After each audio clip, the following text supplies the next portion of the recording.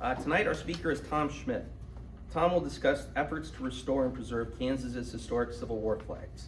I'm going to take a minute or two to try to connect what Tom's doing to Eudora history. So obviously the Civil War, as it pertains to Kansas, and bleeding Kansas, was centered largely in Douglas County. You had Lawrence established as an anti-slavery city. You had Lecompton established as a pro-slavery city. Eudora was established by German immigrants who weren't really very strong-willed on the slavery debate. They came here to establish a community. Of course, when the Civil War started, Eudora residents were very strongly pro-Union or pro-Northern. About half of the men in Eudora enlisted in militia units during the early years of the Civil War. People in Eudora are what is called moderate free staters, which is they wanted to keep slavery out of Kansas, but they weren't abolitionists like John Brown, who wanted to end it by any means necessary. Eudora had its own chapter of the GAR, which was an organization of Union Civil War veterans. So it was a big part of our community, the Civil War and their veterans. Our speaker tonight, as I mentioned, is Tom Schmidt. Tom's professional career was in Newton and Wichita, where he worked for AT&SF Railway and NIP Equipment Company. He was formerly the mayor of Peabody, Kansas, and was a board member on their historical society for 12 years. Tom is retired, and he's lived in Eudora since 2017. And I believe he lives in the old Methodist parsonage, which is right next to the old Methodist church at 703 Church Street. And he's a member of the Methodist Church, so makes sense. Maybe go there. Tom has been a member of the Department of Kansas Sons of Union Veterans for 25 years and has served as department commander on 2 occasions. He's been a member of the 8th Kansas Civil War Reenactment Group for 15 years. He's a member of the Blackjack Battlefield Foundation, which is right here in Douglas County. And lastly, he's the spokesman for the Save the Flags program with the Kansas Museum of History. So I'm very happy that he's here tonight. Please welcome Tom Schmidt.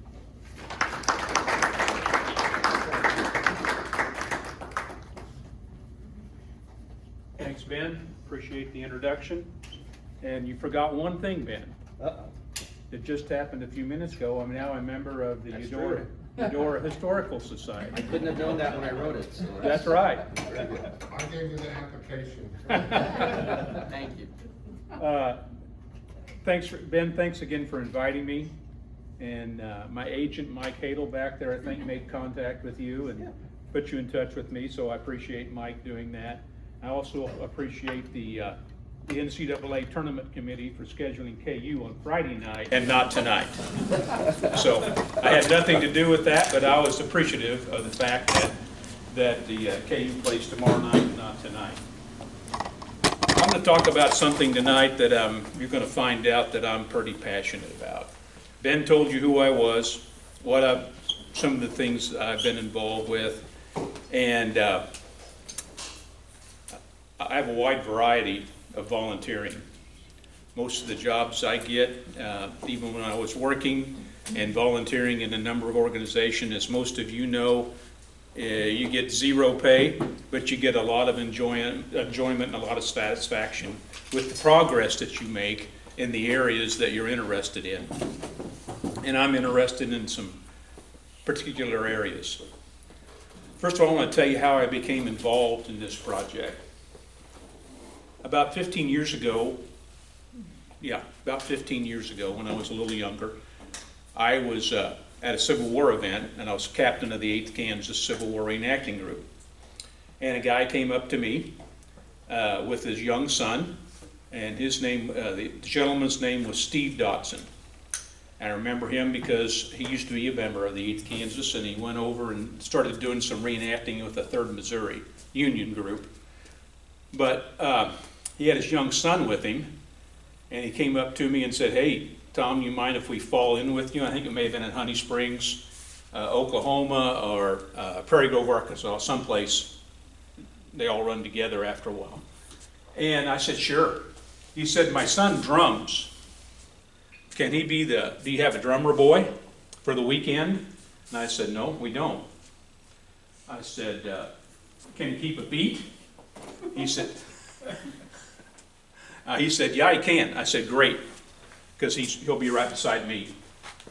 And so the young boy's name was Boone Dodson. A year ago, last August, I went to a talk at the Watkins Museum. And the guy giving the talk, his name was Boone Dodson. And he was talking about saving the Civil War flags. And we had been involved with that project with the 8th Kansas. During that time frame when he was young, we had helped raise money to conserve one of the flags. And so I was familiar with it. They let us unveil it in the rotunda at the Topeka State Capitol. And it was a great opportunity. And they let us have rifles in the state capitol, which is unbelievable now. And you know, our drummer and the whole ball of wax. And it was a neat thing. I knew the gentleman who, from the Historical Society or Kansas History Museum, who was working with this project, and he was working to, you know, get the flags conserved. And but that project sort of went down the hill as he got older, and he eventually retired. Well, in August, a year ago, last August, when I went to Watkins Museum, lo and behold, Boone Dodson was working for the Kansas History Museum and promoting the flags.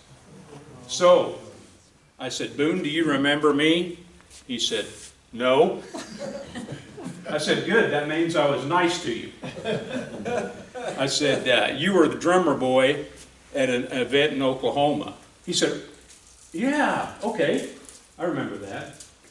So I said, would you like some help in promoting this project? He said, I can use all the help I can get. So I met with the executive board of the Kansas History Museum, Patrick Zollner, his staff, and presented I come from a business background. So I presented an operating plan, a fundraising plan, and a marketing plan to tackle saving the flag and conserving them. And so we are on Zoom with the executive board, and they basically said, go knock yourself out, and we'll help you where we can. So since that time, I've been working with them to get materials put in place, and their website more user-friendly, and looking at ways we can promote this project. I'm basically working in the fundraising area, having been in Wichita for 30-some years and working for a business. I knew a lot of people, and so when you know a lot of people, you got a lot of phone numbers you can call and see if they'll be interested in talking to you. So that's what I've been doing, is raising funds. And I've been fairly successful. It's hard, as everybody knows, especially for nonprofits. Eudora Historical Society, any kind of churches, any kind of organizations like that, raising funds is hard. But this project, when I get done tonight, if you haven't learned something or aren't receptive to this project, doesn't mean you have to donate, but you have to be receptive to it, then I haven't done my job, because it'll get you right here by the time I'm done. Okay? I gave this talk last June to a ladies group in Wichita. Now, I usually don't have this effect upon people. Usually, 2 ladies were crying by the time I got done. And I said, I don't want you to cry, I want you to help. Help promote it. So, anyway, that's my goal tonight. I'm going to tell you what we're going to do. We're going to talk about the flags. We're going to talk about why they need to be conserved, and we're going to talk to you how it can be done. Okay? Because it can be done, because we've been successful in getting some conserved recently. as you all know, and Ben will attest to this, grants in this day and age are very hard to get. They've dried up in a lot of areas. So people have to be very, very proactive and think outside the box to try to come up with funds to try to attain a project. So tonight we're going to talk about Civil War flags, Kansas Civil War flags, okay? And this picture, this is a battle line. It's a reenactment in a field, and there's two lines of, it's a battle line, and one gentleman in front called front rank, and a gentleman in the rear called the rear rank. Napoleonic tactics is what they used till 1863. And this guy right here, you should recognize him. Does that look familiar? That's me. So that's from a reenactment, I don't know when. And they're in the battle line. And here you see two flags. Of course, the national flag and the regimental flag that's blue. Usually the regimentals usually always had eagles on them, and they had the battles that the unit had been involved in painted on them. Very ornate, very cool looking. So that explains what's going on up there. Ben touched a little bit about Eudora in the Civil War. Let's expand that just a little bit about Kansas. Everybody knows Kansas became a state in 1861, slavery, border war before that, et cetera, et cetera. We're all live in Kansas, we probably all know about that.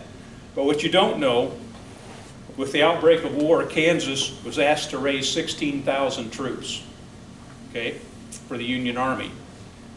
But Kansas only had approximately 107,000 people in the state at that time in 1861. Nevertheless, 20,000 Kansans volunteered to serve. Almost 1/5 of the population of Kansas. This fact makes Kansas having furnished more soldiers in proportion to its population than any other state in the Union. Doesn't mean they provided more quantity of people, but in proportion to their population. By the end of the war, 8,500 Kansans were casualties of the conflict. The Kansas History Museum has in their possession approximately, because they just found another one about a month ago, 73 flags that were either Civil War flags or Spanish-American War. Okay, and of that number, only 17 have been conserved, and you're going to hear why in just a little bit. And so we've got a lot of work to do if we want to try to knock that number down. How did they get these flags? Did they just pop out of the ground and they went along and picked them up? Heavens no. At the end of the war, in July of 1866, a celebration was held in Topeka. The Civil War veterans gathered and presented the flags of their regiments to the state of Kansas. From 1866 until 1914, these flags were on display in the State House. Following the Spanish-American War, even more flags were added. In 1914, the Civil War veterans returned to Topeka to parade the flags from the Capitol to the Grand Army of the Republic Memorial Hall, which is right across the street, that building, which was home to the GAR, Grand Army of the Republic, which was Union Civil War veterans, and it was home to the Kansas State Historical Society. Okay? In the 1970s, many of the flags were placed into acid-free tubes, where a number of them remain today, waiting for conservation. The flags honor the memory of the Union soldiers of Kansas that served under them. They were a symbol of pride of their service and dedication in time of desperate need for our nation. I explained to you the battle line. The color company, which you can just barely see right here, these guys, they were out front when they were marching across the field. They set the line. In Hardy's tactics, the color company was 6 paces out in front of the line. Okay? So you had, in a color company, there was between 6 and 9 soldiers. You had a color sergeant, and the rest of them were corporals, okay, in that color company. They were usually fairly young guys. The older guys didn't really want to do it, and I'll explain why in just a little bit. But you had a sergeant and his corporals, and then the 2 flags, and the rest of the guys were armed, of course. So they were out in front, 6 paces, and you may say, why were flags important? Well, think about it. Didn't have walkie-talkies, didn't have any modern communication. Flags were one way that they could convey what orders, what they were going to do. If they were going to retreat and they heard the bugle, the flags would move back and set the line, and the line would move back and reform. So the flags were very important, and you reformed 6 paces behind the flags, and then the flags retreated behind the battle line. So they were a communication device. Most of you know that during the Civil War that most of the units were raised in a local area, okay?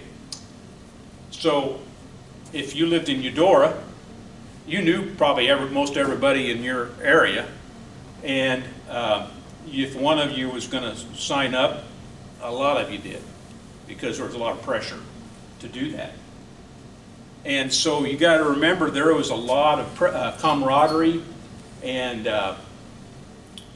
hometown feelings in a company. A company had, just something you may know all this, but I'm going to tell you again. Company had 100 men. Okay, regiment had 10 companies.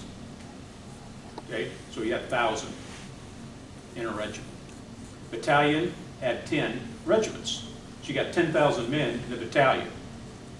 Okay, so if you're commanding a battalion, you're commanding 10,000 men. Okay, if you're company commander, you're 100 or less. How did we move an army? Well, this is how they formed for battle. Just like you guys are sitting there today, we'll pretend there's more people here. These guys aren't. But here's your front rank, here's your rear rank. Okay? You go down in battle, you move up. That's how they filled the ranks. Okay? So that was the tactics until about 1863. So did each company have a flag? They had a company flag. Most of them did, not all of them, but most of them. The big ones were regimental. Okay, so like the 8th Kansas Regiment had the huge national and regimental. But yes, companies did. That's a very good question. Individual companies, Company A, Company B, Company C, etc., had flags. These are actual photographs of lines. Here you see the flag. Okay, they've already moved to the back. Here you see the flag out in front. Okay. How do we move soldiers? These are column of companies. Okay, they stretched for miles if they were a battalion. So you had this is how you move them in marching, going through. They'd be column of companies, be X number of people in the front row, and second row, third row, and you had file closers on each end, usually corporals, and that's how you kept the line straight, you know. So that was taken in Washington, D.C. in 1862, and this is 26th New York Volunteer Infantry Regiment in Virginia. So that's the other way you moved troops. They didn't do these every man for themselves and helter skelter. Very organized, and you stayed in line. Okay, no matter what was happening until the retreat call was called or forward was called, you stayed in line. Because if you didn't, and you went and you decided to run the other way, there's probably going to be a letter going home to where you lived that said you deserted. And it was frowned upon where you lived because there was a lot of pressure on the community. This is a reenactment, and what you see is this is the battle line here. These guys are in reserve, and you see the colors in behind that front line. And your question about company colors, that's a company color right there, okay, for that company. And you can see just from this reenactment photo, the time you get all the muskets firing, cannon, artillery, and you get all the smoke, you can't hear people. You can hear bugles and you can see flags. Maybe hear bugles.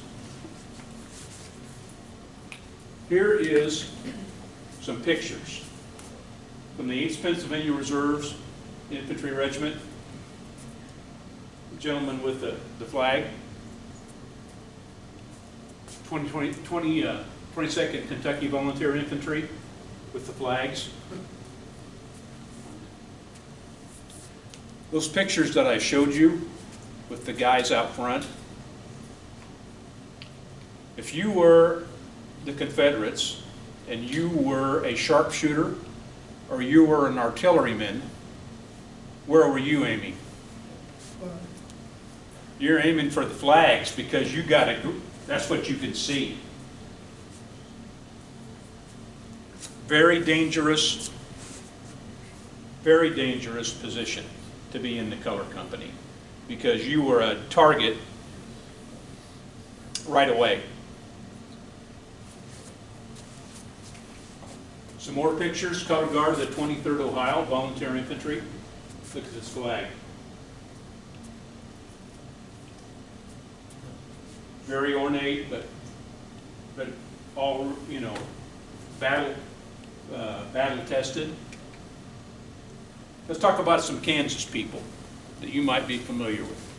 7th Kansas Volunteer Cavalry, Jennison's Jayhawkers. There were 2 units that fought east of the Mississippi during the Civil War. 7th Kansas Cav and the 8th Kansas Volunteer Infantry.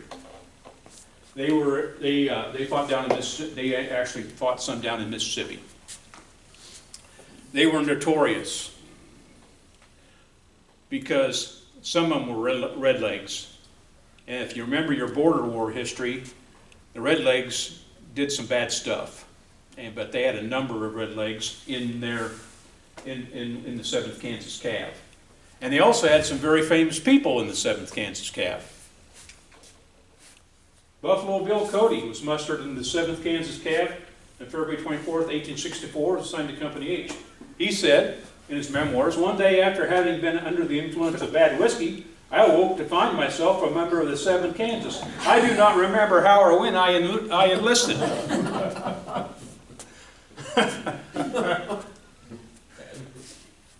Philip Sheridan was the battalion commander. You've heard him, of course. Another member of the 7th Kansas. This is a picture. The cavalry did not have the huge flags that I'm going to talk about in a few minutes. They had what they called guidons, okay, down at each end of their line. They're swallowtail and 7th Kansas. This is what it looked like when they took it out of the tube. And the textile company laid it out. Got some damage here, there, and there. They make drawings of it so they know exactly what it looked like when they took it out. They do particle samples to match. The fibers and threads are all analyzed because in today's science, you can tell a ton about that flag based upon the dirt and the fibers and the microorganisms that are on the flag.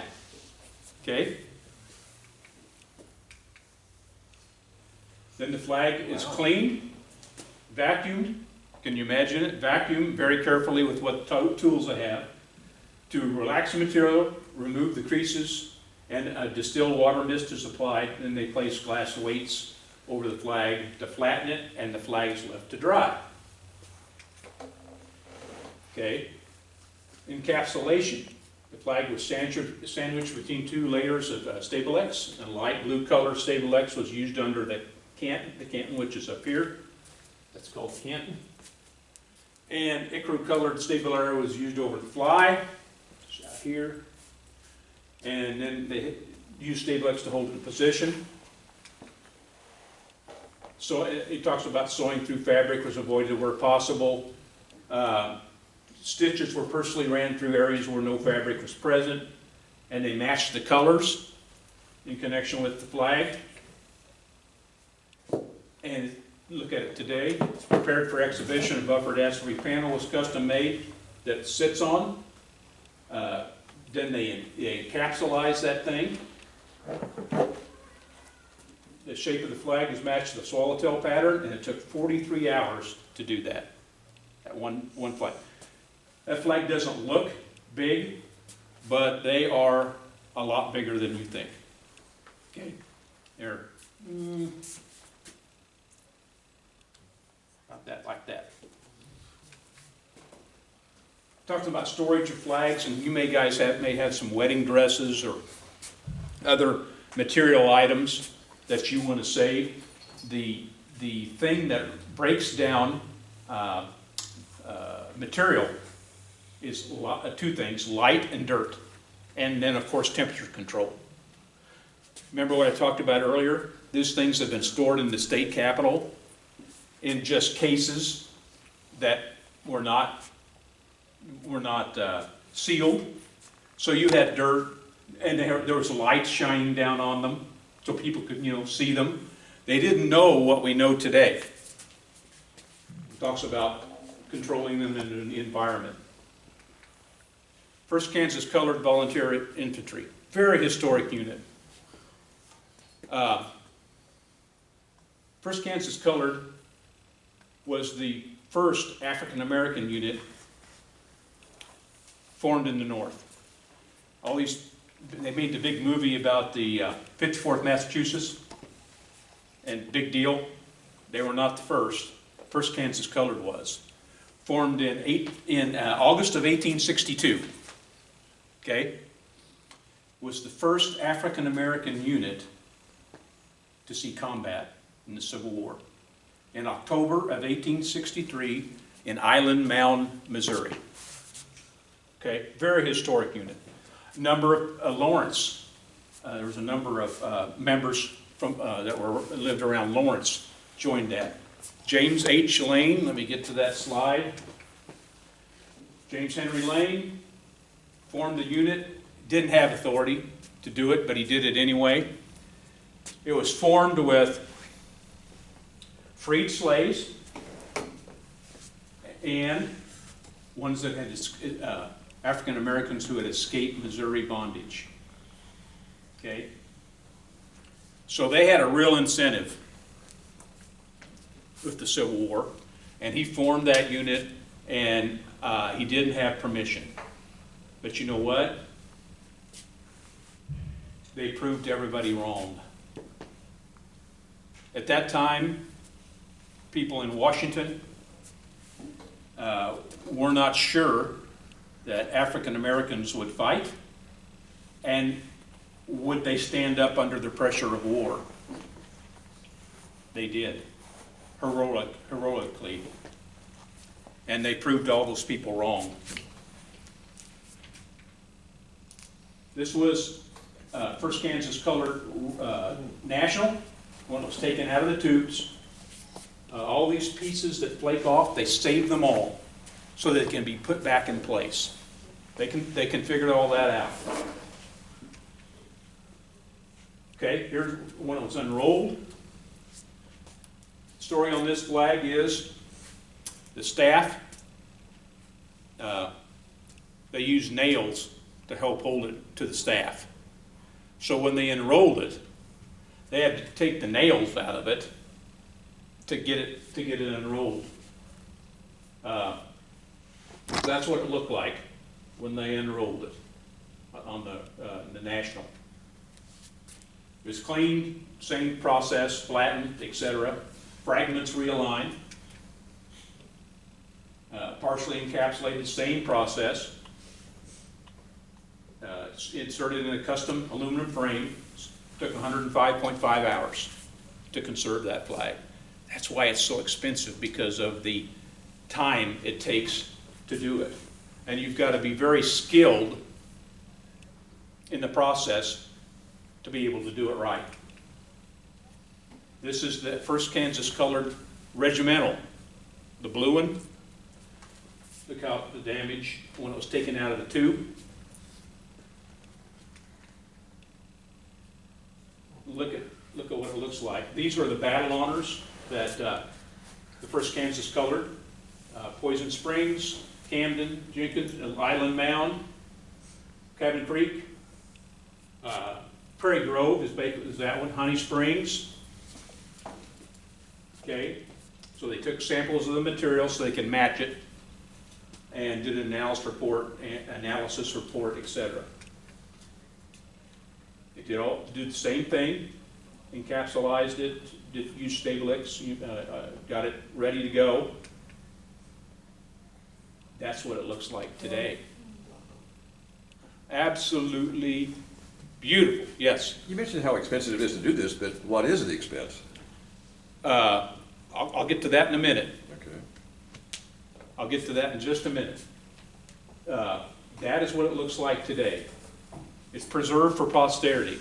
You go to the Kansas History Museum tomorrow, you'll see a new exhibit that was done by Boone Dotson with, I think, 8 or 9 of the Kansas Civil War flags that have been preserved up on the wall in the Civil War section. If you ever get a chance, go see. You'll be absolutely amazed at what they look like today. They look magnificent, just magnificent. So take your breath away. Okay? 121 hours to do. 8th Kansas Voluntary Infantry, near and dear to my heart.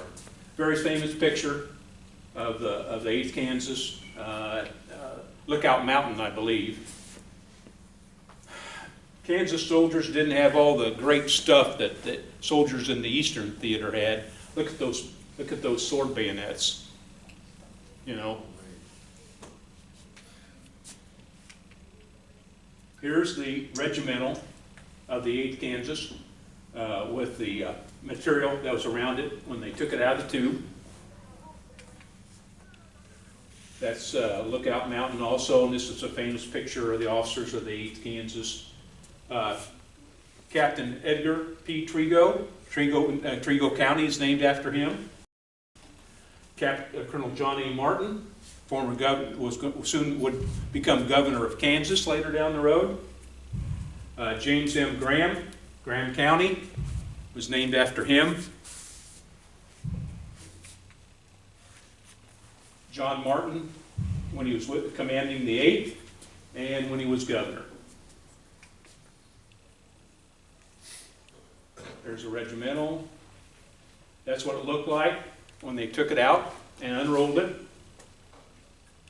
They did the same thing to it that they did do with the other flags, 8th Kansas, Perryville, Lancaster, Chickamauga. Did the same process. And that's what it looks like today. They left these in there on purpose.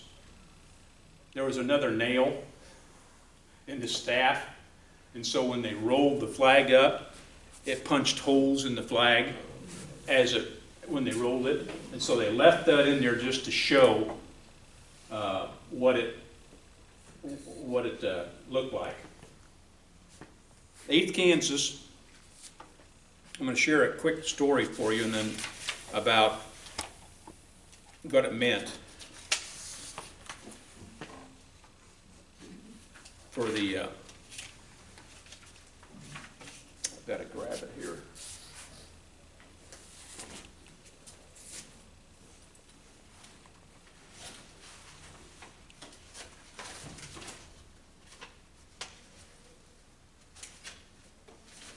I can tell you from memory.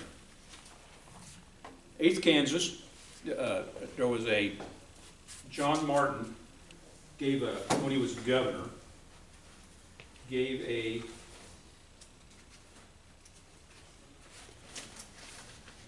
speech in 1888 at Fort Scott for Memorial Day.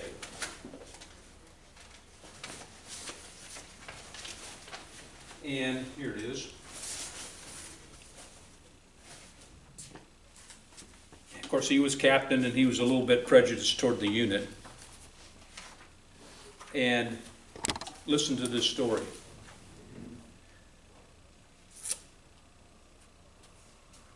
Charles O. Rovell, a tall, erect, compactly built, masterful in strength, with a fine head on a finely proportioned body. His appearance would have attracted attention in any crowd of men. His soldierly qualities were no less conspicuous, and he was soon chosen for the post in honor and of the danger of being the regimental color bearer. He had enlisted in Company I of the 8th Kansas at White Cloud in April of 1862. And on the 1st of January 1863, he was promoted to be a corporal, and in August 1863, he was promoted to be a sergeant, and he was appointed chief color bearer. Around him at Chickamauga was a remarkable group of boyish soldiers. The 8 corporals constituting the color guard were William E. Wendell, Company E, Thomas Addison, Company D, John Binger, Company B, George Matthews, Company F, Charles Morgan, Company H, and Benjamin Sprouse, Company G, Hugh Turner, Company K, and Allen B. Horthus, Company H.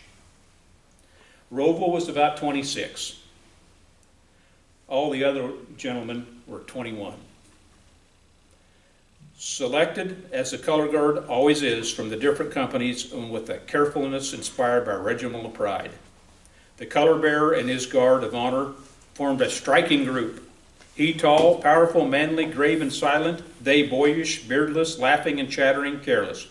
But one and all of them daring and gallant beyond what was common, even in those heroic years. Within an hour after the Battle of Chickamauga began, Rovell, the color bearer, was mortally wounded.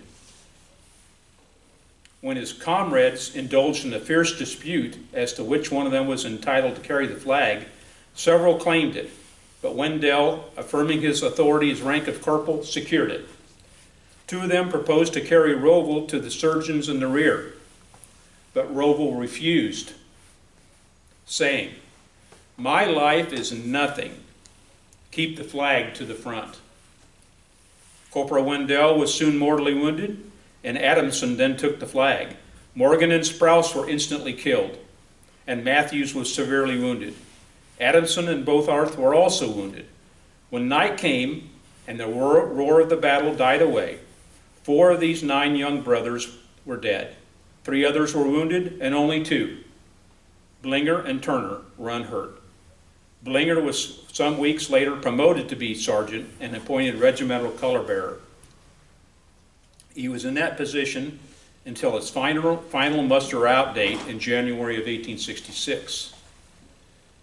He was asked twice to become a lieutenant.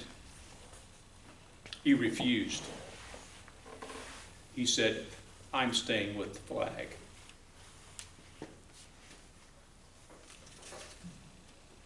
Now that's a story, isn't it? That was what they thought. As a color bearer, you were not to allow the flag hit the ground, and number 2 is not to fall into the hands of the enemy. And they took those jobs very, very seriously, and with their life given to do those 2 things.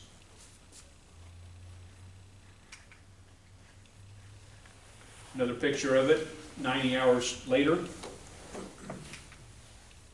This is the guidons, some guidons that we have. One other thing about the 8th Kansas, as I mentioned earlier, they were one of the 2 units that fought east of the Mississippi. Some of these facts I'm going to give you, I just can't believe it, but they're documented. From the time they enlisted in 1861 till they were mustered out in 1866, The 8th Kansas marched almost 11,000 miles on foot. 11, it's 10,700, and I always round it up to 11,000. They were called by other units in other states, they were called the Kansas Greyhounds. They won, in 22 days, I believe it was Perryville, when they were down there, wherever they were at, they marched 250 miles in 22 days. It's just amazing, some of the things that they did. Sir, Yes? the black bands on the flag to the left, does that have a special significance? Here? What does it mean? Yes. Here? No. On top of the white Right flag. there. Yeah. The black bands. Well, they were actually blue at one time. Oh, okay. They just, the color changes over the years. There's some more flags that the Kansas History Museum has. These are in, I've been in the back. These are in cabinets, and you pull out the drawers, and that's where they're stored. I'm going to go back just a minute. I want to give you a practical example of this flag. Mike, can you come up here a minute? And sir, can you come up here a minute? I want you, Mike, I want you to stand right there, face this way, and I want you to stand right over here. How tall are you, Mike? 6'1". And how tall are you? 5'10" and a half. I'm going to give you 6 foot, make you feel great. And so let me get this from Mike here. Charlotte, 12 inches. That's pretty close. Yeah. These flags, they're made of silk, okay? They are 6 feet by 6 feet 6 inches. So that's how big this whole area is the flag. Can you imagine carrying those in the Kansas wind like it was the other day? Unbelievable. Hey, thanks for your help. So that's a practical example of how big those flags were. You asked a question the other day, 90 hours for conservation. How much does it cost to conserve? Well, any of you guys or ladies or men who work with material, you know that satin, over a period of time, will shard if it gets too hot, too cold, or has too much light on it. Shards up, so it's very hard to work with. So the average cost for flags like that run anywhere from $32,000 to $40,000 to conserve.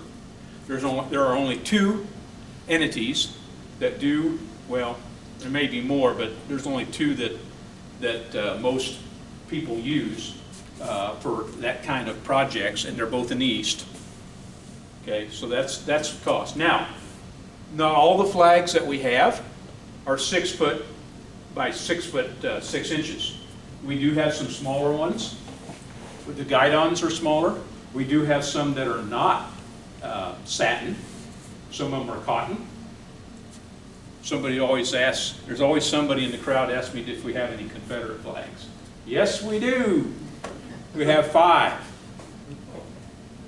3 of them captured, Confederate flags, and 2 of them were donated sometime, you know, some way, somehow. So there are 5. I got to go about a month ago now to the History Museum and got to see 2 flags being taken out of the tubes. They don't do that unless they're getting ready to be shipped off, but they had to do that because, and I think they were 10th Kansas,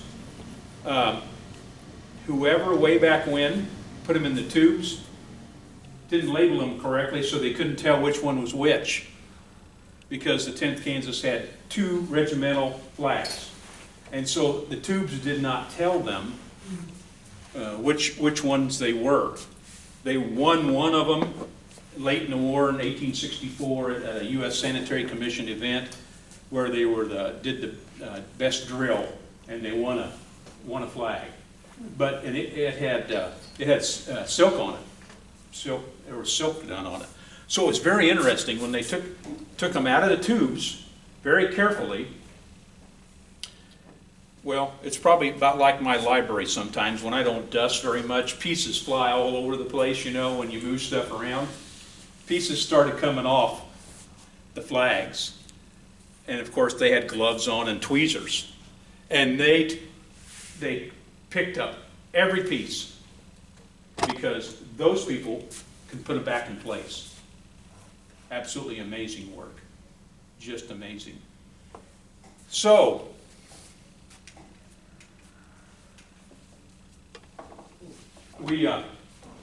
I've got something for you. Benny, would you help me hand these out? Just a brochure that Boone and I designed that gives you a ton of information about the program. Thank you. And about Kansas, and about the flags. And I want to close with what I told the executive board back in January or a year ago of the Kansas History Museum. They have these flags. And if we do something to conserve them, they'll be here forever. But if we don't, they won't, because they are deteriorating. Just because, even with the way they're kept, slowed it down. So it behooves us to try to do something, whatever progress we can make, whatever stone we can throw in the water and make the ripple and make it go out, to try to do something, because they tell a story. Those flags were given, the men who carried those flags gave their last full measure, many of them, story I shared with you, and they entrusted those flags to the Kansas History Museum, and it's up to us to take care of them and put them back out on display so that your children, grandchildren, great-grandchildren have an opportunity to learn about their stories through those flags. They are a tangible connection to the Civil War. I've got some other stories. There's a second Kansas company raised in Emporia who didn't have a flag, that company, and the ladies in the church made them a flag. And of course material was tough to get, and ladies donated material off their dresses, and one lady donated, the white was extremely hard to get. She donated material off her wedding gown for the white in the flag. And of course, back then, when the war was just starting in 1861, one of the first battles was Wilson Creek, southwest Missouri. And so 2nd Kansas went off, and the Methodist minister said, boys, don't let the flag go down in dishonor, and the war will be over in 60 days. Well, as you all know from your history lessons, that didn't happen. And they came back, and if you know your history, Wilson's Creek was not a Union victory. Many of the men in the 2nd Kansas were killed or wounded. And so when they came back, they let them go on leave soon after the battle. They went back. The Methodist minister met them at church, and they had to report back in about 2 weeks. And the ladies made him a great meal, and the minister got up and he started crying, and he apologized. He said, I had no idea that war was going to be like this. And one of the ladies whose fiance was with the 2nd Kansas, he did not come back. And they were hoping to get married if and when he returned. And she ended up, this is a tragic story, she ended up passing away on what would have been her wedding day. Probably from a broken heart, I would say, but You know, I don't know, I can't surmise. But those are just, you can't make this stuff up, it's real life. But that's what, they made him another flag too, besides that. And we have that flag. We don't have the first one, we had the second one. But, you know, if you're passionate about something, you'll work to try to bring it to a good end, and that's what I'm trying to do. So if you would like, I have over on the table some of business cards. If you would like to, for me to speak to you on an individual basis about, we'll take donations of any amount. If you want to adopt a flag, you can do that. I've put together an adopt a flag program that I can go through the details with you at some point in time. If you want to call me, it's tax deductible if you participate in the adopt a flag program. That's how we build a foundation, brick by brick, and conserve the flags. I will share with you this story before I close. The story about Charles Roval in the 8th Kansas and the regimental flag going up at Chickamauga, color guard. There's two national colors of the 8th Kansas. We just were successful in a grant, amazingly, a matching grant of $38,000. They are now in line to be conserved. So things do happen.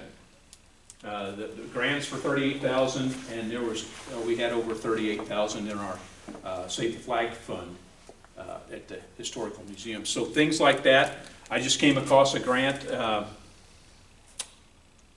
before Christmas that we applied for. No, it was in March. No, it was not. February when I was speaking to a women's group in Topeka for $10,000, and we applied for that, managed to make the deadline. Don't know whether we're going to be successful, but if you don't try, you can't be successful. So I want to answer any questions you have about this project, Civil War if I know it.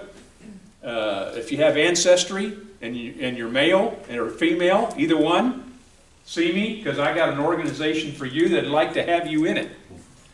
And if you'd like for me to talk to any group that you are involved in, that we all are like streams of water. We touch various things.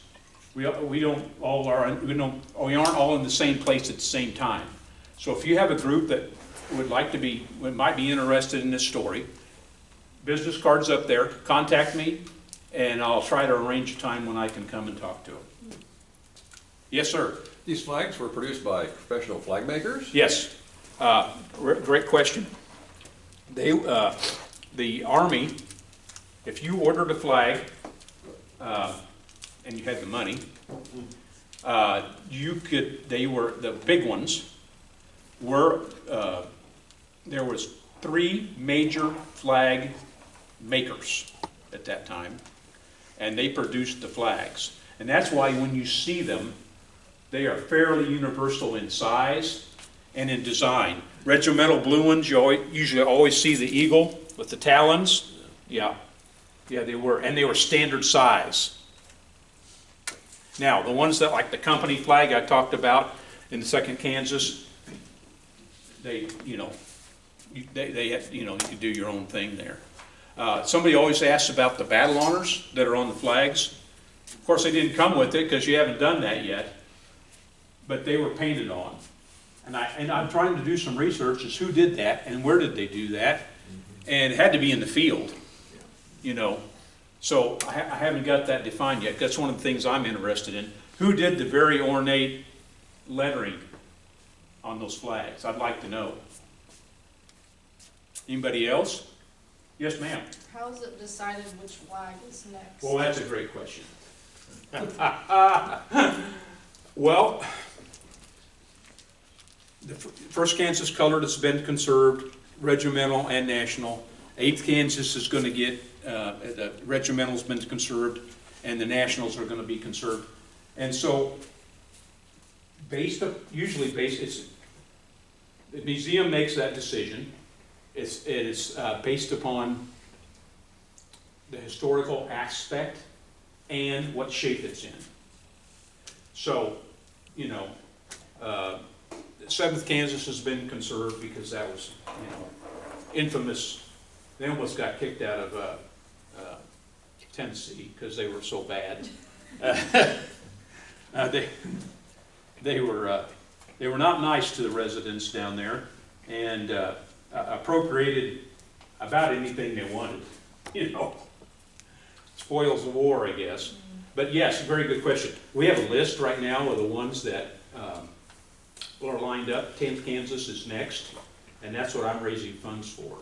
Now, in our Adopt the Flag program, if you have an affiliation with a flag, you can adopt that flag, but your funds are going to go towards the one that we've got next up. We'll associate you with that flag, but the funds we raise go towards the next one in line.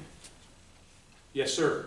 Are any of the flags displayed yet? And Yes. What kind of display is it? I mean, is it a dark room or? No. If you walk into the Civil War section, I was there a month ago, you walk into the Civil War section at the Kansas History Museum, and you go right around the corner, and you will see a whole wall of Civil War flags, about 8 of them, with some information about them. Great display, take your breath away, and there's just, the slides don't do the color justice. It's like anything, when you take a picture, the color is not as bright. They faded some, of course, but they're so ornate that when you get a chance, it's worth the price of admission. Just go. They were closed for 2.5 years. They opened earlier this year. November. Okay, November. And so, yeah, it's free till the first of the year. Go, because it's worth the time to go and see them. You mentioned a couple of Confederate flags that were donated. So they weren't from Kansas. Are there any known Kansas flags in other states in their collections? Not that we know of. Good, very good question. Not that we know of. The only way, sometimes flags ended up being taken home. Let me touch on that just a second. In 1914, when the GAR building across from the state capitol was dedicated and opened, they invited all the Civil War veterans in Kansas Civil War veterans, to come and do a march down the steps with the flags that were in the State House and take them to the GAR building, and that's where the headquarters of the Kansas State Historical Society was going to be. And they asked if any of the veterans had any flags in their possession, if they would like to bring them and donate them. So there were. Some of those guys had some of those flags. They had taken them home with them and brought them back, because they were getting older in 1914. So it was a huge deal. That was when the state meeting of the GAR was held there to dedicate the building, and there was 10,000 people watching that parade down the steps of the state capitol. Anybody else? Yes, sir. So did John Brown ever have a pendant or a flag for Well, his company? I don't know the answer to that, but I can tell you a story about John Brown. John Brown Jr. was a captain in the 7th Kansas Cav. So I don't know about any kind of flags or John Brown flags. But his son was a captain in the 7th Kansas Cavalry. Yes, Mike? I wanted to tell the group that every state that fought in the Civil War, be it Union or Confederacy, had this problem with Yeah. flags. They didn't know what to do with them or how to store them until the 70s come, when they started bringing them out and, oh look, they're falling apart, or things like that. So we're not immune to it, or other states, so. Some states are ahead of us. Michigan is a really good example. They started conserving in the 90s, okay? And they've been able to conserve 190 flags. They started early. They had various organizations get on board with them. Their Historical Society, the Sons of Union Veterans, the Daughters of Union Veterans, their auxiliary, and various other groups, and they've done 190. So it can be done. It just takes money, like anything else. Anybody else? Hey, thanks for your time tonight.